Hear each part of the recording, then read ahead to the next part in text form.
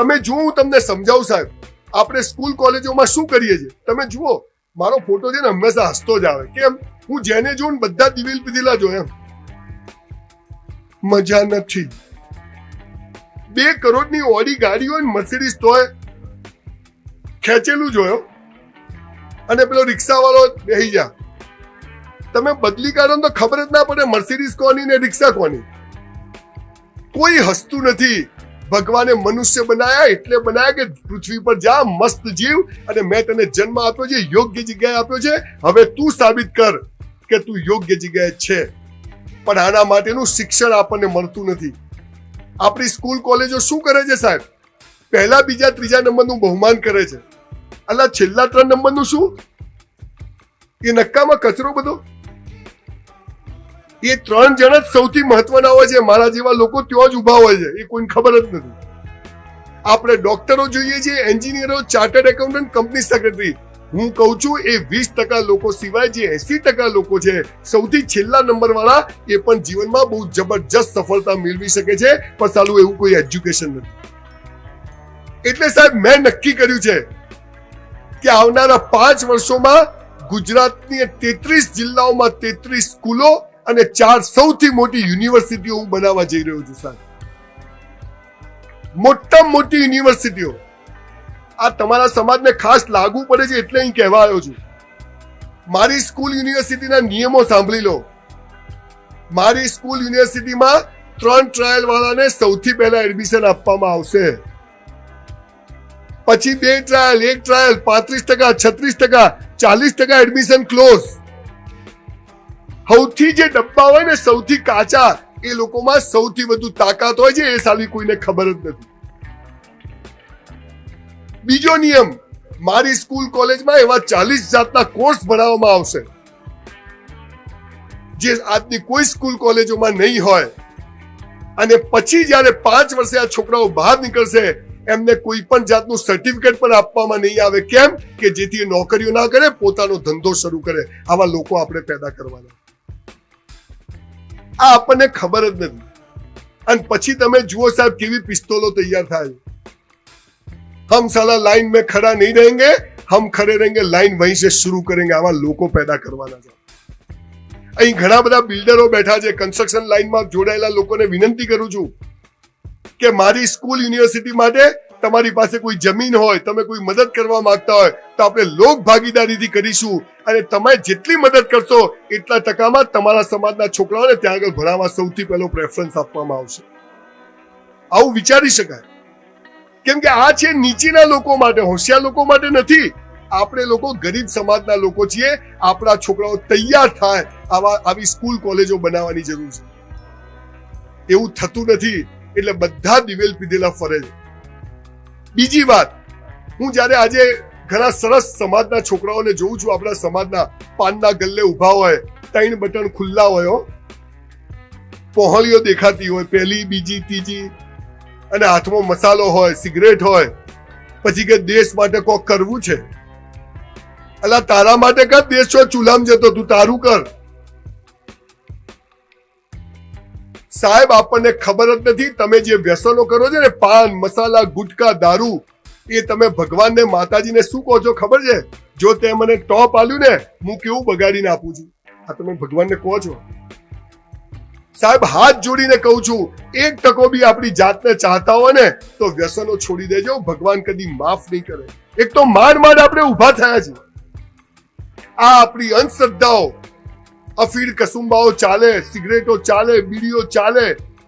સમાજના મોભીઓ આવું કરે, પાછળની પ્રજા જોવે છે કે આ મોભીઓ કરે, ચલો આપણે 2 કસ મારો, દમ મારો દમ. બહુ નમ્રતાથી કહું છું, આજે મને છૂટ આપવામાં આવી છે કે સંજયભાઈ જે કહેવું એ કહેજો. એટલે એક પરિવારનો સમજીને, એક દીકરો સમજીને તમારી આગળ વાત કરું. જિંદગી મસ્ત છે સાહેબ.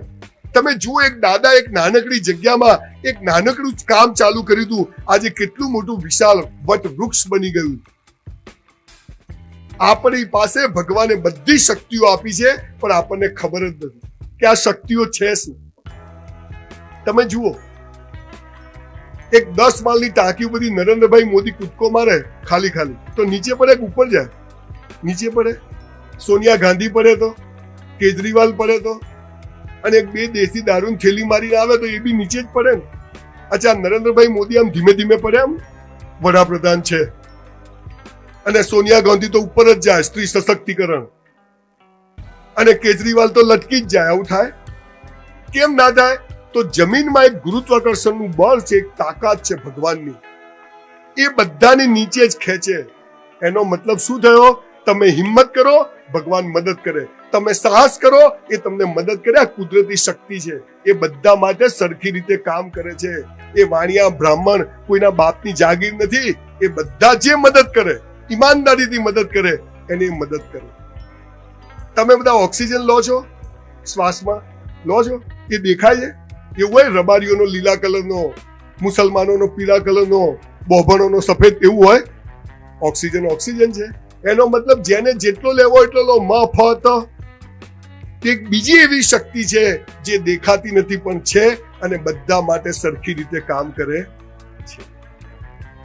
આનો મતલબ શું થયો? કે આપણે ભલે ગરીબ હોઈએ, જમીન જોડે જોડાયેલા છેવાડાના લોકો હોઈએ, પણ આપણે હિંમત કરીએ તો ઈશ્વર આપણને પણ મદદ કરે ને કરે. પણ એના માટે આપણે ભણવું પડશે, સ્કૂલ કોલેજો સુધી જવું પડશે. આ વાત આપણને ખબર નથી. આપણે વ્યસનો છોડવા પડશે, આપણા કુરિવાજો છોડવા પડશે, આપણી અંધશ્રદ્ધાઓને ધીરે ધીરે છોડવી પડશે. અને પાયાની વાત, જ્યારે આ પૃથ્વીનું સર્જન થયું ત્યારે ઈશ્વરે મનુષ્યને સંદેશો આપ્યો હતો કે હે મનુષ્ય, તું આમ કર, હું તને બધું જ આપીશ. આપણને ભરોસો નથી, ના લે તો બધાને આપે છે, ખાલી હિંમત કરવી પડે પ્રમાણિકતાથી. ભગવાન શું કહે છે ખબર છે? તું મહેનત કર, હું તને બધું આપીશ. આપણે શું કહીએ છીએ? તું પહેલા મને આપ, પછી હું મહેનત કરું. એટલે બધા લોચા પડે. આપણને જુદા કુદરતી નિયમો છે, સ્કૂલ કોલેજોમાં શીખવાડ્યા નથી. અને સ્કૂલ કોલેજમાં કેવું શીખવાડે તમે જુઓ સાહેબ. આપણે તો, હું તો મૂળ બનાસકાંઠાનો છું. આપણું છોકરું પહેલી વાર સ્કૂલ જાય ને, સ્કૂલમાં સૌથી કાચો શિક્ષક મળે એને. પહેલા દાડે છોકરું તૈયાર થઈ જાય, બીજા દાડે કે નથી જવું. બધો છોકરો બીજા દાડે સ્કૂલ જવા ના પાડે. કેમ ખબર છે? એ સૌથી કાચો શિક્ષક, 10,000 20,000 નો શિક્ષક આપણા બાળકોને ભણાઈ શકે નહીં. બાલ મંદિરમાં 1 લાખ પગાર વાળા શિક્ષકો હોય તો ભારતનું ભાવિ મસ્ત હોશિયાર થઈ જાય. આ આપણને ખબર જ નથી. અને સરકારો હોશિયાર છે. સવાલ કોંગ્રેસ ભાજપની નથી. બધા ચાહે છે કે આપણો પાયો કાચો રહી જાય, એટલે પ્રાઇમરી એજ્યુકેશનમાં સૌથી કાચા શિક્ષકો મૂકી દીધા છે. આ આપણે વિચારવું પડશે આવનારા સમયમાં. પછી તમે જુઓ, બીજી વાત તમને કહું, આપણે બધા ભગવાનના મંદિરમાં જઈએ છીએ. સ્કૂલ કોલેજમાં ખબર છે આપણા છોકરોને કે પ્રાર્થના કરો, આંખો બંધ કરીને પ્રાર્થના કરો. એટલે ખુલ્લી રાખીને ના થાય, આંખો બંધ કરો ગભરામણ થાય. અને એટલે આપણે બધા મંદિરમાં જઈએ, મસ્ત માતાજીની મૂર્તિ હોય, જઈને આંખો બંધ કરે. એટલે તો ઘેર જ રહેવું હતું ને. આંખો બંધ કરીને પ્રાર્થના નથી કરવાની, ખુલ્લી રાખીને આંખોમાં આંખો જોઈને પ્રાર્થના કરવાની છે. આ વાત કોઈ શીખવાડતું નથી. આ બધી પાયાની નાની નાની વાતો છે જેનાથી જીવનમાં જબરજસ્ત પ્રગતિ થાય. આ પૃથ્વીનું જ્યારે સર્જન થયું ત્યારે ભગવાને માણસને કહીને મોકલ્યો કે હે મનુષ્ય, તું આમ જીવ, હું તને બધું જ આપીશ. સાહેબ 10 લાખ છોકરા છોકરીઓ આજે મને ડાયરેક્ટ ફોલો કરે. એ કહે છે કે સાહેબ તમારી વાત સાચી છે. આ દુનિયામાં સૌથી વધુ શું અપાય છે ખબર છે? શિખામણો. અને સૌથી ઓછું શું લેવાય છે? શિખામણો. કેમ કે આપવાને લેવા વાળા બે સમજે કાં તો બીજા માટે જ આલે જ જાઓ, સવારે ઠોકે જ જાય, બધા શિખામણો આપે જ જાય. હું શિખામણો આપવા નથી આવ્યો. મારા જીવનનો જે અનુભવ છે, જે લોકોને ગમે છે, એ વાત તમારી જોડે કરવા આવ્યો છું કે તમે સૌથી શક્તિશાળી લોકો છો. પોલીસમાં ને ડીએસપીમાં બે નહીં, હું તો માનું 80% રબારી સમાજ હોવો જોઈએ એવો તમારો ભગવાને બાંધો આપ્યો. આ વાત જ ખબર નથી. આ સમાજ સાઈઝમાં બહુ મોટો છે પણ દિલનો બહુ ભોળો છે, એવું મેં જોયું છે. એનો મતલબ કે ભગવાન તમારી બહુ નજીક છે. હવે આપણે પદ્ધતિ શીખવાની જરૂર છે કે કેવી રીતે જીવવું. આ પૃથ્વીનું સર્જન થયું ત્યારે ભગવાને આપણને કહીને મોકલ્યા કે હે મનુષ્ય, તારા જીવનની 4 અવસ્થાઓ છે. પહેલું છે તારો ધર્મ, બીજું છે તારે પૈસા કમાવાના જોરદાર, ત્રીજું છે તારે લગ્ન કરવાના છે, અને ચોથું છે તારે મોક્ષ મેળવવાનો છે. પછી ભગવાને આગળ કીધું કે હે મનુષ્ય, પહેલું ને છેલ્લું તું કરજે, બીજું ને ત્રીજું મારી પર છોડી દેજે. શું કીધું? ધર્મ અને મોક્ષ માટે તું મહેનત કરજે, પૈસા કમાવા ને જીવન સાથી મારા પર છોડી દેજે. આપણે શું ધંધા ચાલુ કર્યા? આ બે હું કરું, આ બે તું કર. આ લોચા એમાં પડ્યા. પણ આપણે કેમ ઊંધું કરીએ છીએ કે આપણને ચારે ચારની વ્યાખ્યાઓ ખોટી શીખવાડી છે. હું તમને સાચી વ્યાખ્યાઓ કહેવાયો. સાહેબ, એક ગરીબ બ્રાહ્મણનો છોકરો મર્સિડીઝ લઈને ના ફરતો હોય, નસીબ બસીબ તંબુરો હોતું નથી, સખત મહેનત હોય છે અને ઈશ્વરી કાયદાઓની મહેનત હોય છે. જે આપણે નસીબ કહીને નસીબ નથી હોતું સાહેબ. કોઈ સરકારો મદદ નહીં કરે, આપણે જ આપણી મદદ કરવી પડશે, ઊભા થવું પડશે. અને તમે નસીબદાર છો કે 50% કામ તો ભગવાને કરીને જ મોકલ્યા છે. હવે 50% તમારું ઉપાડવાનું. હવે હું તમને કહું કે પહેલું છે આપણો ધર્મ શું છે.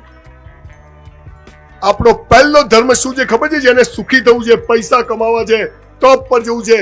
આપણો પહેલો ધર્મ છે ભગવાન પાસે કશું માંગવું નહીં. પેલો ભિખારી મંદિરના બહાર ભીખ માગે, આપણે મંદિરના મૂર્તો બધા. ભગવાને શું કીધું છે? મારી પાસે આવજે, ખાલી મળવા આવજે, ભીખ માંગવા આવતો નહીં. જવાનું, સોરી ને થેન્ક યુ કહેવા જવાનું. ભગવાન કે સરસ સમાજમાં જન્મ આપ્યો, શરીર મસ્ત આપ્યું, કોઈ રોગ નથી આપ્યો, હાઈટ બોડી આપી છે, તારો આભાર. કોક કર. ભગવાન કોઈ નહીં કરે, હશે એ લઈ લે. એનો નિયમ છે. ભગવાનને ભિખારીઓ ગમતા નથી. પેલો ભિખારી બહાર ભીખ માગે ને આપણે અંદર જઈને માગીએ. આપણો પહેલો ધર્મ છે ભગવાન પાસે કશું માગવું નહીં. બીજો ધર્મ આ કોના માટે છે? જેને સુખી થવું છે, ટોપ પર જવું છે, ભય મુક્ત જીવવું છે, ઊંઘમાં ફોટો હસતો રાખવો છે, એના માટે. આપણો બીજો ધર્મ શું છે ખબર છે? રોજ મા બાપને પગે લાગો. તમારામાંથી કેટલા લોકો લાગો છો? ખાલી હાથ ઊંચો કરશો. કેટલા લોકો મા બાપને પગે લાગો છો? આહા. આ બધા જોડે હું એક ફોટો પડાવીશ, પતી જાય પછી નીચે કરી દો હાથ. ઓક્સિજન અને ગુરુત્વાકર્ષણના બળથી પણ વધારે તાકાત તમે જ્યારે મા બાપને પગે પડો છો ને ત્યારે ત્યાંથી પેદા થાય છે અને દુનિયાની બધી બુરાઈઓથી બચાવે છે તમને. સાહેબ, એકવાર મા બાપને પગે લાગી જાઓ. ઘરમાંથી નીકળો ત્યારે, ઘરમાં આવો ત્યારે, ગુજરી ગયા હોય તો ફોટાને. જે મા બાપને પગે પડે છે ને, દુનિયામાં કોઈના બાપની તાકાત નથી કે એને ઝુકાઈ શકે. આટલી તાકાત છે, એ આપણે મેળવવી પડશે. આ આપણો ધર્મ છે સાહેબ. એમાં ખાસ માને તો કેમ લાગવાનું એનું કારણ કહું. આજકાલ છોકરા છોકરીઓ મોઢું જોઈને જીવન સાથી પસંદ કરે છે. હું તમને કહું, આપણે જયારે માના પેટમાં હોઈએ ને, માને ખબર નથી છોકરો છે કે છોકરી છે, ડાયો છે કે ગોળો છે, ધોળો છે કે કાળો છે, મોટો થઈને કેવો નીકળશે. અને મોઢું જોયા વગર આપણા જન્મ પહેલા આપણી માં લંગોટ બાળોતિયાને ગોદડીઓ બનાવે ને, એને પહેલી નજરનો પ્રેમ કહેવાય સાહેબ. અને એટલે આપણે એમને પગે લાગવાનું છે. આપ સૌને વિનંતી કરું છું કે જો તમે ચાહતા હોય તમારી જબરજસ્ત પ્રગતિ થાય, સાહેબ દુનિયાભરના 450 સારા લોકોને વાંચ્યા છે, એ બધા જ લોકો એમની માને મા બાપને પગે લાગતા હતા, એટલે એમની પ્રગતિ થઈ. આપણે આ સંસ્કારો ભૂલી ગયા. આજે આપણે બધા, આખો સમાજ, આપણે સોગંદ નથી ખાવી, પણ એવું નક્કી કરી શકીએ કે આજથી આપણે મા બાપને પગે લાગશું રોજ. જેવા હોય એવા નક્કી કરી શકીએ. આપણી સામે ગુરુજીએ બેઠા છે, સરસ મજાના જીવનમાં સફળ લોકો બેઠા છે. જે લોકો એવું ચાહતા હોય કે સંજય રાવલ આવતી સાલ ફરીથી કોઈ બીજા વિષય પર બોલવા માટે આવે અને મારે જીવનમાં ખૂબ પ્રગતિ કરવી છે, તો 2 હાથ ઊંચા કરી અને આપણે નક્કી કરીએ કે આજથી આપણે રોજ મા બાપને પગે લાગીશું. 2 હાથ ઊંચા કરો ભાઈ, ફોટા પાડો, વિડીયો ત્યાં ઉતારો ભાઈ, એ ઉતારવા જેવો છે ભાઈ. ફેરવો કેમેરો, બધું જોઈ લો બરાબર.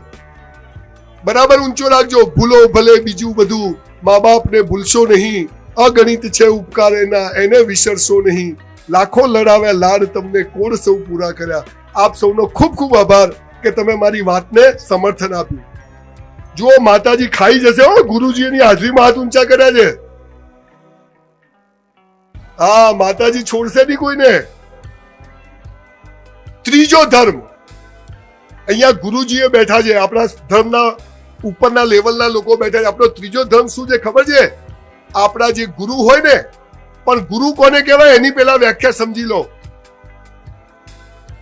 જે ગુરુને પગે નહીં લાગવાનું, પણ જેને પગે પડવાનું મન થાય એને ગુરુ કહેવાય. આ એવા લોકો છે કે જે જીવનમાં બીજી મદદ ના કરે પણ આપણને ઈશ્વર સુધીનો રસ્તો બતાવે. એવા લોકોને પગે પડવું એ આપણો ત્રીજો ધર્મ છે. મને લાખો છોકરાઓ સાહેબ પગે લાગે છે, પણ હું મારા એ 5-6 ગુરુઓને આજે દંડવત પ્રણામ કરું છું, કેમ કે એમણે મારું જીવન બદલ્યું. આપણે કોઈને ઝૂકતા નથી, ઠૂઠાન જેમ ઉભો રહે. શું છે, હડી જાય ભાઈ, એમને એમ આખો થોડો ઝૂકી જાય, મજા આવશે. જો પેલું ઓંધી તોફાન આવે ને, તો જે નાના ઝાડવા નમી જાય ને એ બચી જાય, અને જે ઠૂઠું ઊભું રહે ને એ ઉખડી જાય. ખબર છે? એટલે ઝૂકવામાં મજા છે, ઠૂઠાન જેમ ઉભા રહેવામાં મજા નથી.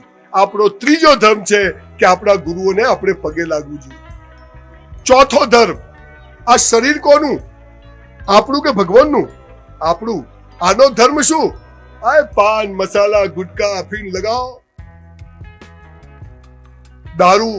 હવે તો જે ચાલુ થયું છે, પૈસો આવે એટલે અનીતિઓ ચાલુ થાય છે. સાહેબ મેં આગળ કહ્યું, તમે જ્યારે કોઈ પણ નશો કરો છો ને, ત્યારે ભગવાન આપણાથી દૂર થઈ જાય. એ કહે છે કે મેં આને કેવું સરસ રબારી સમાજમાં જન્મ આપ્યો, 6 ફૂટની હાઈટ આપી, 56 ની છાતી આલી, અને હોજે સાહેબ નમ્ર વિનંતી કરું છું, તમારો સમાજ જો વ્યસનો છોડી દે ને, આ દુનિયાનો નંબર 1 સમાજ બને એટલી તાકાત આ સમાજમાં હું જોઉં છું. સાહેબ બહુ નમ્રતાથી કહું છું, છોડી દો. આજે અહીંથી જાઓ ત્યારે ગુરુજીને પગે લાગીને કે ગુરુ આજથી છોડ્યું. આ તો કે છોડવી છે પણ છૂટતી નથી. પકડી રાખતો પછી શું કરો? છોડે. આ આપણો ધર્મ છે. બોલો, આ જેટલા ધર્મ કીધા આપણા હાથમાં ખરા કે નહીં? આપણે કરવા જોઈએ કે નહીં? ભગવાન જોડે જવાનું, ભીખ માંગવાની, સોરી ને થેન્ક યુ કહેવા જવાનું, મા બાપને પગે લાગવાનું, ગુરુને પગે લાગવાનું, રોજ કસરત કરવાની. Your body must be in good shape. આમ ઉભા છે તો લાગે કે માણસ ઉભો છે. રબારી છોકરોને પહોળીઓ દેખાતી હોય, ના ચાલે. તમને નવાઈ લાગશે, જ્યારે સરદાર પટેલનું સરકારે બાવલું બનાવ્યું ને, ત્યારે હું બહુ ખુશ થયો, પણ સાથે સાથે દુઃખ પણ થયું કે આટલા જ રૂપિયામાં ગુજરાતની તમામ સ્કૂલ કોલેજોમાં એક જીમ બનાવે ને, ઘેર ઘેર સરદાર પટેલો તૈયાર થાય, લોકો કસરત કરશે. બીજી વાત, પૈસા કમાવા. આપણે બધાએ પૈસા કમાવા, ખૂબ કમાવા. કેવી રીતે? હું તમને એનો સીધો નિયમ બતાવવા આવ્યો. ગીતા, કુરાન, બાઇબલમાં લખ્યું છે કે હે મનુષ્ય, મહેનત કરવી તારા હાથમાં છે, ફળ આપવું મારા હાથમાં છે. તમે જુઓ, અમારા બનાસકાંઠામાં લોકોએ 100 વીઘામાં બધું વાવ્યું હતું. ભગવાન એક જ વરસાદ આવ્યો, બધું સાફ થઈ ગયું. આપણા હાથમાં કોઈ ખરું? આપણને ખબર જ નથી. આપણને એમ શીખવાડે છે બુદ્ધિથી જીવો, પૈસા કમાઓ. સાહેબ હું એમ કહું છું કે મહેનત કરવી આપણા હાથમાં છે, ફળ આપવું માલિકના હાથમાં છે. પણ એનો જે બેઝિક નિયમ છે એ હું તમને કહેવા આવ્યો છું. જેને પૈસા કમાવા હોય, ખૂબ પ્રગતિ કરવી હોય, એનો એક સીધો નિયમ કહું છું. સાહેબ એક હોટલમાં હું 400 રૂપિયામાં વેઇટરની નોકરી કરતો હતો, પણ હું 4000 રૂપિયાનું કામ કરતો હતો કે મારા બાપાએ કીધું હતું ભગવાનના સીસીટીવી કેમેરા ચાલુ છે, તેઓ બધું ધર્મરાજ ચોપડા લખે છે. કરેલું બેકાર જતું નથી. સાહેબ મેં 3 વર્ષ વેઇટરની નોકરીમાં બ્રાહ્મણનો છોકરો, સંડાસ બાથરૂમ સાફ કરું, બેગો ઉપાડું, કચરા પોતું કરું, ચાદરો બદલું. મારી હાથે હતા વેઇટર જ છે. આજે મારી પોતાની મસ્ત હોટલો છે. બોલો, છે ને મજા? ભગવાન શું કરે છે? તમે જે કરો ને બધું લખે, અને યોગ્ય સમયે તમને એનો બદલો આપે છે. તમને ખબર જ નથી. મારો કાપો એમ પૈસા બનતા તો બધા છડીઓ લઈને જ ઉભા રહે, કોઈ મહેનત કરે જ નહીં. પૈસા કમાવવા મહેનત આપણા હાથમાં છે, ફળ આપવું ઈશ્વરના હાથમાં છે. જે કરો તે બેસ્ટ કરો. સવારે નાવા બેહો ને, મસ્ત નાવાનું. કપડા બદલીએ, ભલે એક જોડી કપડા ચોખ્ખા જ પહેરવાના, ધોઈને જ પહેરવાના, અને મોજા તો ખાસ ધોઈને પહેરવાના. ઘણા તો બૂટ કાઢે તો માણસ બેભોન થઈ જાય, અઠવાડિયાથી ગંધ મારતા હોય. સાહેબ જે કરો તે બેસ્ટ કરો.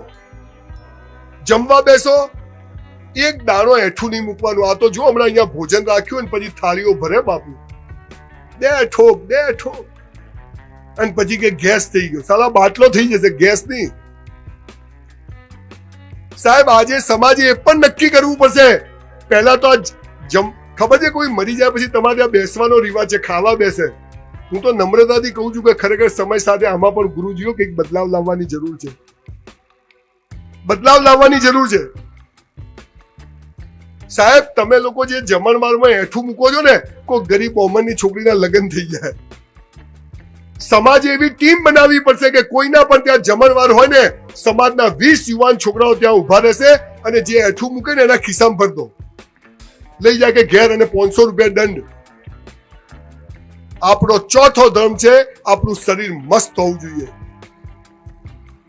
સાહેબ તમને ખબર છે તમારા સમાજના દરેક સમાજના 100 લોકો ઉભા હોય ને તો બાકીના 10 સમાજમાં કસરત કરીને બોડી બને ને એવું માલિકે તમને એમને માલ્યું. હવે આ પાન મસાલા ગુટકા દારૂ છોડી દો, અફીણ છોડી દો તો બોલો મસ્ત પ્રગતિ થાય કે નહીં? પણ આ વ્યસનો કરી અને આપણે ભગવાનને દુશ્મન બનાવ્યો કે તે મને મસ્ત આલ્યું, રબારીનું ઘર આલ્યું, બોડી મસ્ત આલ્યું, પણ હું તો દારૂ પીશ, હું તો મસાલા ખાઈશ, હું તો સિગરેટ પીશ. એટલે ભગવાન શું કરે? આપણા છોકરા માય કાંગલા બનાવી દે. આ એનો જાદુ છે. ચોથો ધર્મ છે આપણું શરીર મસ્ત હોવું જોઈએ. આમ કોઈને મારી નાખે પણ કોઈની માર ખાઈ કે એવા તો થઈએ કમસે કમ. આ આપણા પૈસા કમાવાનો સીધો રસ્તો છે કે જે કરો તે બેસ્ટ કરો. મારામારી કરવાની નહીં કોઈ દાડો. થાય ને તો પગે પડવાનું, હાથ જોડવાનું, અને પછી એ થાય ને તો પહેલો મુક્કો આપણે જ મારવાનો, એ બી બેસ્ટ કરવાનું. જે કરો તે બેસ્ટ કરો. દુશ્મની કરો, ટોપ કરો. પ્રેમ કરો, મસ્ત કરો. જે કરો એ ટોપ કરો. ભગવાનને જે દાડે એમ ખબર પડી કે આ માણસ બધું જ કામ બેસ્ટ કરે છે, એ તમને બેસ્ટ જગ્યાએ લઈ જશે. એનો જાદુ છે. જે કરો મસ્ત કરો, એકદમ ટોપ. સાહેબ 10,000 ની નોકરી કરો ને તો 1 લાખનું કામ કરજો, 90,000 ભગવાનના ત્યાં જમા થાય છે. ભગવાન તમને યોગ્ય સમય એનો બદલો આપે છે. આપણને ભરોસો નથી. કેમ? મારી જાત પર ભરોસો નહીં, તારા પર ક્યાંથી ભરોસો? જેને પૈસા કમાવા છે, પ્રગતિ કરવી છે, શિક્ષકની નોકરી કરતા હોય, સરકારી નોકરી કરતા હોય, પ્રાઇવેટ કરતા હોય, 1 રૂપિયામાં 10 રૂપિયાનું કામ કરજો, 9 રૂપિયા ભગવાનના ત્યાં જમા થાય છે ને યોગ્ય સમયે ભગવાન તમને પાછા આપે. આ આપણને ખબર જ નથી. પણ આપણને તો શું કહે છે? ગાંધીજી જેવા બનો. અલા કસ્તુરબા ક્યાંથી લાવવાના? ભગતસિંહ જેવા બનો. અલા બોમ્બ ફેંકવો પડે, હાલ ફેંકાય, હાલ આપણા વાળા મરી જાય. કોઈએ કોઈના જેવું બનવાનું નથી, પણ દરેક વ્યક્તિએ પોતાની જાતને ગઈકાલ કરતા જે બેસ્ટ બનાવવાની છે, આટલું જ આપણે કરવાનું. આપણે કોઈથી હરીફાઈ નથી. જે દિવસે તમે નક્કી કરશો કે મારી જાતને ગઈકાલ કરતા જે હું બેસ્ટ બનાવીશ, કોઈની તાકાત નથી કે તમને રોકી શકે. માટે જેને પૈસા કમાવા મહેનત કરવી આપણા હાથમાં, ફળ આપવું ઈશ્વરના હાથમાં. પણ ઈશ્વરનો નિયમ શું છે? જે કરો તે બેસ્ટ કરો, તે તમને એનો બદલો પણ બેસ્ટ આપે. ત્રીજી અવસ્થા, લગ્ન થવા. આજે તમારા સમાજના ઘણા બધા લોકોને હું ઓળખું છું. આજે રાજુલબેન આવવાના હતા, આવ્યા નથી? અચ્છા. પછી અમારા MLA શ્રી ગોવાભાઈ. ઓકે. નહીં, એ 2 જણને હું ઓળખું છું પર્સનલી, બીજું કોઈ કારણ. અમારા ત્યાં એક ગોવાભાઈ દેસાઈ તમારા સમાજના ધારાસભ્ય છે. એકદમ સરળ માણસ હો. બીજું મને કોઈ પોલિટિકલ મારે કઈ લેવા દેવા નથી. અને એક રાજુલબેન છે, કદાચ આવશે. બહુ જબરજસ્ત તમારા સમાજનું સૌથી મોટું ગૌરવ કદાચ એ બાઈ સાબિત થવાની છે, એવું હું જોઈ રહ્યો છું. હું જે કોલેજમાં લો કોલેજમાં LLB કરતો હતો ત્યાં એ પ્રોફેસર હતા અને અમને ભણાવતા હતા. એને મને એક વાક્ય શીખવાડ્યું હતું કે આ દેશની પથારી કેમ ફરી, મારે શું અને મારું શું. એ બેન જોડે હું LLB તૈયાર થયો અને મેં LLB કર્યું 2011માં. એ બેન હોય ને હું LLB પાસ થયું વગર ફૂંદડીએ. એ બેનને સમાજ સાચવજો. બેન જબરજસ્ત પ્રગતિ કરે એવી બાઈ છે કે ગમે ત્યાંથી હોય બાઈને ખૂબ મદદ કરજો. ત્રીજી અવસ્થા છે પ્રેમ થવો, લગ્ન થવા. આજે રબારી સમાજના ઘણા બધા પ્રશ્નો છે. મને ખબર છે, હું ઘણા બધા લોકોને નજીકથી ઓળખું છું. સમાજનું જે દૂષણ તમારા સુધી નતું પહોંચ્યું એ હવે ધીરે ધીરે પહોંચવા માંડ્યું. આપણી ગીતામાં શું કીધું છે ખબર છે લગ્ન જીવન વિશે? જે યુવાન યુવતીઓના લગ્ન નથી થયા છે, બધા સાંભળજો ધ્યાન દઈને. હે મનુષ્ય, તારા જન્મ સમયે તારો જીવન સાથી મેં નક્કી કરીને રાખ્યો છે. કાઉન્સમાં ફોફા મારવા નહીં. એનો મતલબ શું થયો? તમને મા બાપ નક્કી કરવાનો અધિકાર છે, તમને ભાઈ બહેન નક્કી કરવાનો અધિકાર છે, તો તમને જીવન સાથી પણ નક્કી કરવાનો અધિકાર ભગવાને નથી આપ્યો. માટે સમય બગાડવો નહીં. બોડી બનાવો, કેરિયર બનાવો, મા બાપની સેવા કરો, ગુરુઓની સેવા કરો, તમારી પોતાની સેવા કરો, અને યોગ્ય સમય જે મળે એની જોડે પરણી જવાનું, જીવન મસ્ત રીતે પસાર કરવાનું. કોઈ મા બાપ બદલે છે ગમે તેવા હોય તો? કોઈ ભાઈ બહેન બદલે છે તો જીવન સાથી બદલી શકાય? આ આપણે સમાજમાં સંસ્કારો બાળકોને આપવા પડશે કે આપણો જીવન સાથી નક્કી છે, જેવો છે, જેમ છે એ ઉપરથી નક્કી થઈ રહ્યો.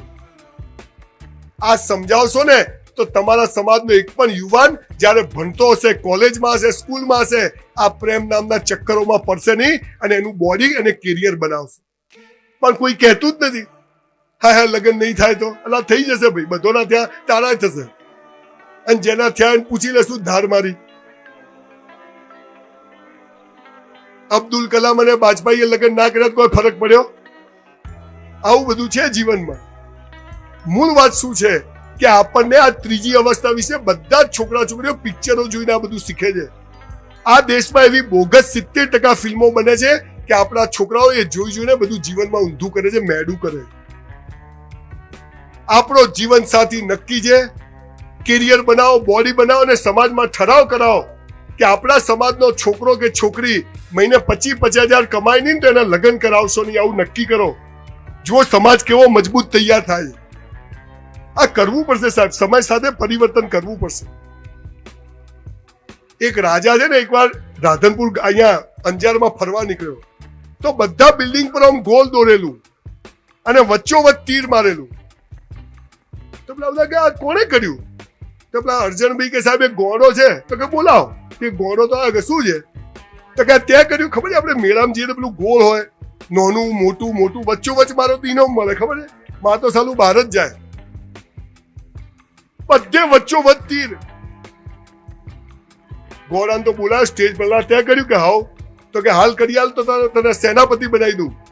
પેલો કે બનાવી દે, પણ કે વચ્ચે નહીં આવે તો માથું કાપી કાઢીશ. પેલો કે કાપી કાઢજે. જોરદાર આત્મવિશ્વાસ. આખું ગોમ ભાઈ ભેગું કર્યું આવી રીતે અને બોર્ડ મૂક્યું. પેલા શું કર્યું ખબર છે?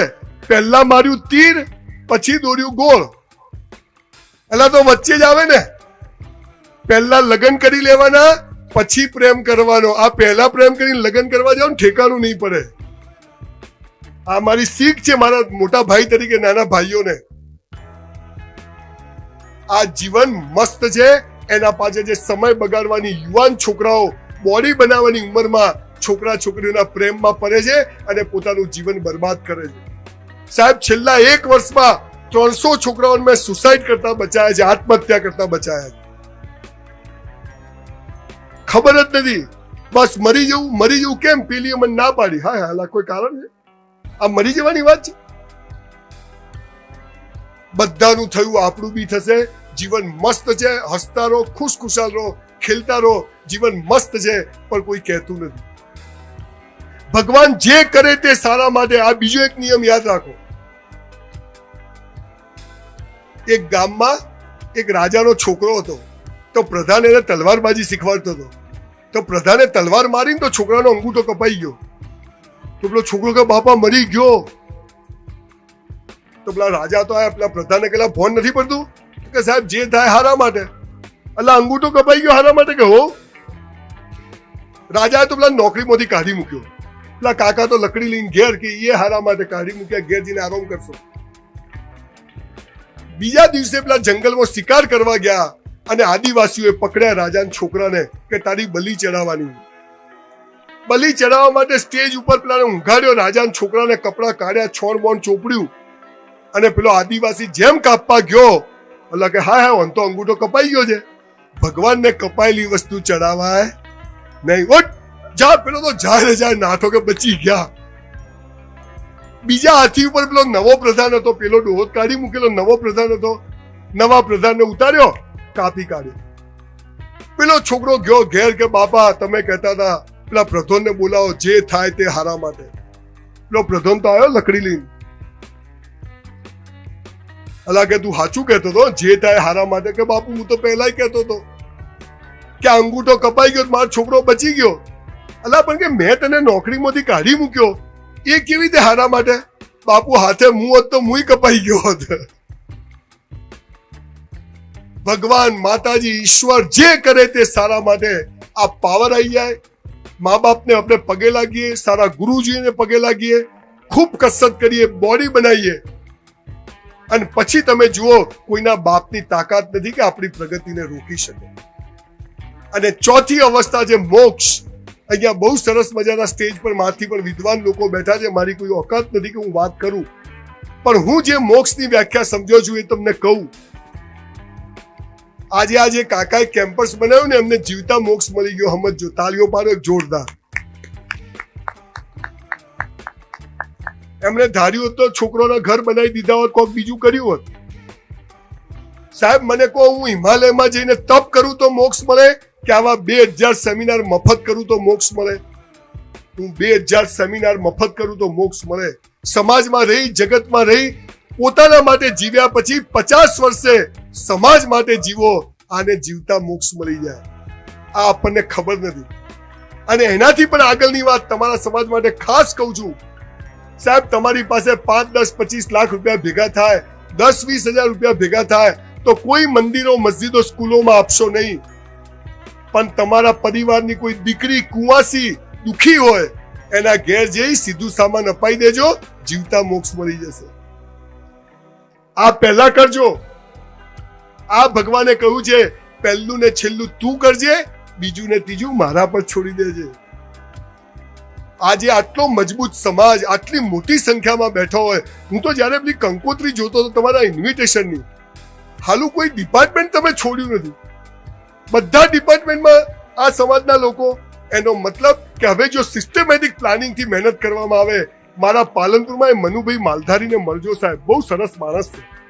એ યંગ છોકરાઓને તૈયાર કરવાની જે સ્કૂલ ચાલુ કરી છે, જે મારી હોટલમાં ચલાવે છે, જેમાંથી 36 છોકરા આ વખતે પોલીસ અને સચિવાલયમાં પાસ થઈને ગયા. ગામે ગામ આવી જો સંસ્થાઓ તૈયાર થાય તો અહીંથી જે મસ્ત માલ તૈયાર થાય ને એવો ક્યાંયથી તૈયાર થાય એવું નથી. એટલે ગામે ગામ એવી સંસ્થાઓ શરૂ થાય કે જે છોકરાઓને તૈયાર થયું છે એમને આગળ મોકલો. હું પણ બહુ નાનો માણસ છું, પણ આવા ક્લાસ 1 ઓફિસરોને આવા તૈયાર કરવા હોય તો સાહેબ બહુ નાનકડી 1 લાખ રૂપિયાની રકમ મારા તરફથી પણ અર્જનભાઈ લખી લેજો, કે જેથી કરીને ભણવામાં છોકરાઓ આપણા સમાજના સૌથી આગળ જાય. અને બીજું, કોઈ પણ દેસાઈ સમાજના લોકો હેલ્થ ક્લબ ચાલુ કરે, જીમ ચાલુ કરે, જેની અંદર કસરત કરવાની મફત હોય તેવા જીમ બનાવવા પણ 1-1 લાખ રૂપિયા મારા તરફથી લખી લેજો. પણ ગામે ગામમાં જીમ તૈયાર કરો કે છોકરાઓ પાનના ગલ્લે જવાને બદલે ત્યાં જઈને બોડી બનાવે ને મસ્ત તૈયાર થાય. બહુ બધા લોકો બહુ બધું સરસ કામ કરે છે. એક આશીષ કરી ભાઈ ઉભો થાય ક્યાં?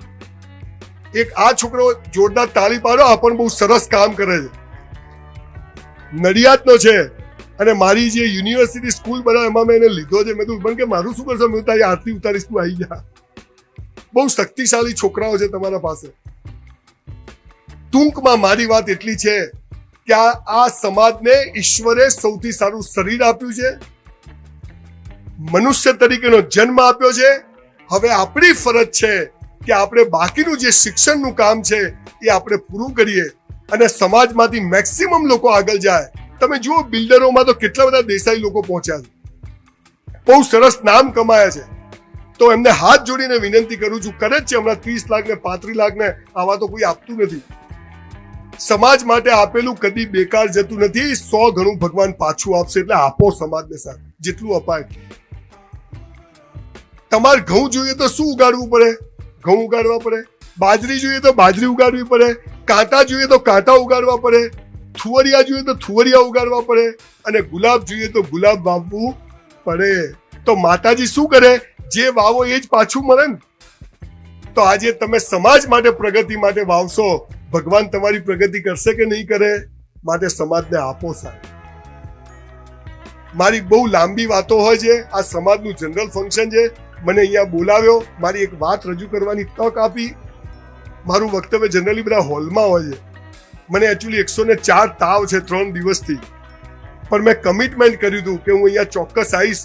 અને ગમે મારે દેસાઈ સમાજ સાથે બહુ લહેણું છે, મારા ઘણા બધા મિત્રો આ પરિવારમાંથી છે, એટલે મને એમ થયું કે ચલો હું અહીંયા જઉં, મારું ઘર જ છે. આમ પહેલા થોડો ડરતો હતો, મેં તો દેહાઈઓ બધા બેઠા છે લકડીઓ લઈને, પણ અહીંયા તો કોઈ પાસે લકડી બકડી કોઈ છે જ નહીં, બધા હસતા માણસો છે, મસ્ત. એમ તમારા સમાજમાંથી લોકો મિનિસ્ટરો બને છે, MLA બને છે, DSP બને છે, DYSPઓ બને છે, સરસ મજાનો કન્સ્ટ્રક્શનનો બિઝનેસ કરે છે. આ સમાજ જો સંગઠિત થાય ને સાહેબ, તો હું માનું ગુજરાતમાં સૌથી શક્તિશાળી સમાજ સાબિત થાય એવું મને લાગે. અને હું સાહેબ નાત જાતમાં માનતો નથી, પણ કહું છું આ સમાજને ગમે ત્યારે મારી કોઈ પણ રીતે જરૂર પડે, હું તન મન અને ધનથી આ સમાજની સાથે છું સાહેબ. કેમ કે આ સમાજમાં ફર્ટિલિટી છે, આ સમાજમાં જે વાવો એ ઉગે એવું છે, માટે આ સમાજની સાથે. કેમ કે મરદની મૈયતમાં જવું પણ બાયલાની જોનમાં ના જવું. આ શક્તિશાળી સમાજ છે. અહીંયા મને કોઈ કઈક લકડી મારશે તો 2 લકડી પહેલા દેહાઈ ખાશે, પછી મને પડશે, એટલી મને ખબર છે. એટલે બોમ્બોને ચિંતા કરવાની જરૂર નથી. છેલ્લે મારી વાત એક બહુ મહત્વની કહીને મારું વક્તવ્ય પૂરું કરું. મેં ભગવાનને પૂછ્યું, બધા દિવેલ પીધેલા કેમ ફરે? જેને જુઓ મજા નથી. 80 વર્ષનો કાકો તો જીવનમાં મજા નથી. કેમ? મેં ભગવાનને પૂછ્યું, હમણાં મને મળ્યા રાજકોટ. એટલે મેં કીધું ભગવાન કોઈ હસતું નથી, બધા દિવેલ પીધેલા, ખેંચેલું. ત્યારે ભગવાને મને એક સરસ વાત કરી. શું કીધું? તું કરતા વો હૈ જો તું ચાહતા હૈ. આપણે શું ચાહીએ છીએ? પૈસો ને લગ્ન જીવન. તું કરતા વો હૈ જો તું ચાહતા હૈ, ફિર હોતા વો હૈ જો મેં ચાહતા હું. આપણે ઊંધા પડીએ. તો મેં કીધું કરું શું? તું કરને લગવો જો મેં ચાહતા હું, ફિર દેખ હોગા વો જો તું ચાહતા હૈ. એ જે કહે છે કરો, તો તમે જે ચાહો એ થશે. જે કરો તે બેસ્ટ કરો. રોજ નાવાનું, રોજ મા બાપની સેવા કરવાની, મસ્ત જીવવાનું. આપણું ધાર્યું થાય તો આપણે ખુશ, આપણું ધાર્યું ના થાય તો માતાજી ખુશ. આપણે શું કરવા દિવેલ પીધેલા ફરવું? જે થાય તે સારા માટે. સાહેબ 12મા ધોરણમાં મેં સાયન્સ રાખ્યું હતું. મારા બધા દોસ્તારો ડોક્ટર બન્યા, મારે ખાલી 54% આવ્યા. Cheque return. સાહેબ તમને નવાઈ લાગશે, એ 54% ના આવ્યા હોત તો મેં BSc ના કર્યું હોત, વેઇટરની નોકરી ના કરી હોત. પણ એ બી બેસ્ટ કરી. હીરાના ધંધામાં ગયો. હીરાના ધંધામાં એટલું મોટું નુકસાન કર્યું કે 10 વાર સુસાઇડ કરવું પડે, એક વારમાં પટે નહીં. મરી જવાનું જીવવાનું, મરી જવાનું જીવવાનું. એ નુકસાન ના થયું હોત તો હું કન્સ્ટ્રક્શનના બિઝનેસમાં ના આવ્યો હોત. અને કન્સ્ટ્રક્શનના બિઝનેસમાં પણ પહેલા જ ધંધામાં એવું ખોટું જગ્યા લેવાઈ ગઈ કે 3% વ્યાજ ભર્યું 2 વર્ષ, પણ હું હિંમતથી ઉભો રહ્યો. ભગવાને કીધું તારી ઇજ્જત જાય, આપણી જતી નથી. વ્યસન કર્યું નથી, આડા ધંધા કર્યા નથી, સટ્ટો રમ્યો નથી, કોઈનું મફતનું લીધું નથી. સાહેબ આજે તમારી સામે મસ્ત ઉભો છું. બોલો જે થયું સારું થયું કે નહીં?